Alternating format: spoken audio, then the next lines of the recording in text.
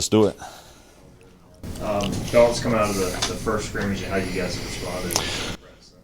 No, I was very pleased with it. Really because it was such a point of emphasis going into the scrimmage for us of just playing with excitement, being excited to play, and I pointed at myself talking to the unit the day before was I'm the world's worst, because I tried to, have a business-like approach to a scrimmage. It's a practice. We're trying to get better, but at the same time, you need to, we have enough new guys on the unit to where they need to feel what it's like on game day. They need to feel that level of intensity. You can't get all the way there, but you can try and match it. And so that's what we tried to do, from an offensive staff standpoint and to our players, making sure that they were ready to go play and that it felt like a game as much as we could.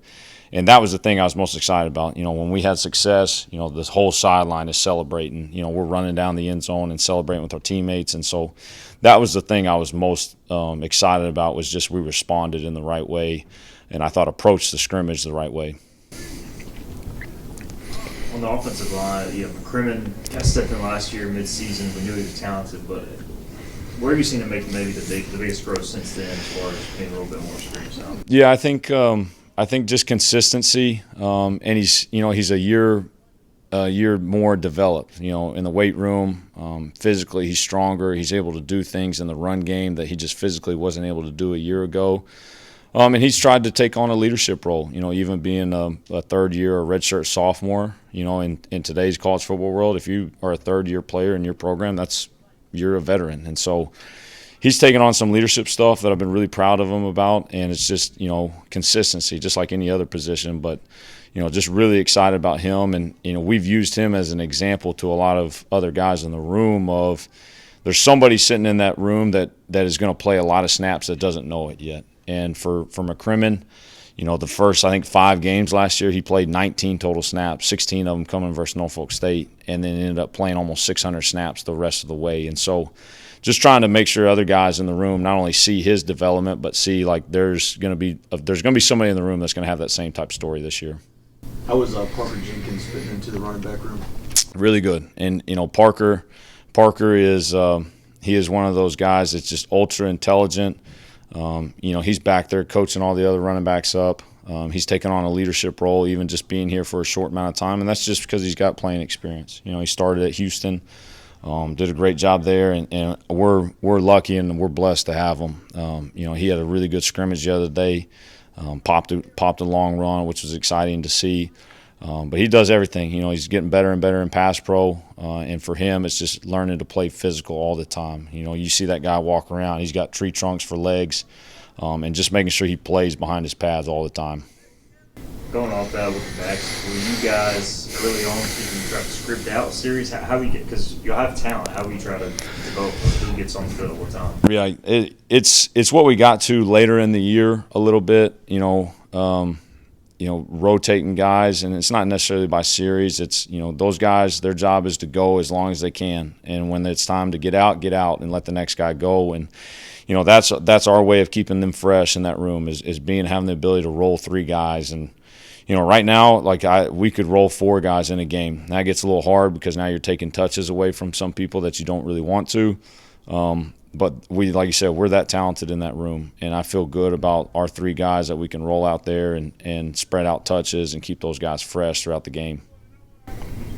What have you seen improve the most since day one of fall camp till now? I really am pleased with just how we're throwing and catching. That was one thing that I didn't feel great about this time last year. I just didn't feel like we were as crisp as we wanted to be, and there's timing issues, protection issues, and that's one thing that I think we've done a really good job of through camp is just protection. Those guys holding up front and allowing the quarterbacks to get to their second, get to their third reads, and those receivers are doing a good job of getting open. And so from day one to whatever we are now, I feel like we're in a good spot of just throwing and catching and being able, be efficient throwing the ball.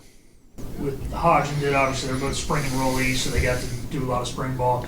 But I'm sure it was like drinking through a fire hose for those guys. Did they look more calm and cool and collected here in the fall? Yeah, they do for sure. And they get all summer, which is huge because everything gets slowed down. And that's what I love about the summertime a little bit is, they get coached by those older guys. They have Raheem, they get Caton to coach them throughout the summertime, and then fall camp, they've been able to progress a lot faster. And it's starting to get to that point again, just because we're starting to get deeper and deeper into the install. But they've done a great job. They write every note you can possibly imagine. Really proud and glad of where both they are. I don't know if this is Blake being on the mic, but I don't know, it just felt like you could hear the urgency out there today as a coach. Could you kind of feel that too with the season around? Yeah, I mean, absolutely. You sit around and you think like, oh, we're in fall camp and we got time. And as we told the unit yesterday, like you look at the days left till we play NC State, there's a 1 in front of it. And so August 28th is coming, and now there's still a huge focus on us and us getting better each and every day. But yeah, it's hard not to know and kind of peek out the side and know, like, on the other side of next week, like, we're getting ready for NC State, splitting, going scout teams and all those type of things. So there's got to be a sense of urgency. And, it kind of happens after that first scrimmage, that first day out of practice. You kind of have a little lull. But we can't afford that right now. We got to keep the pedal down and keep getting better.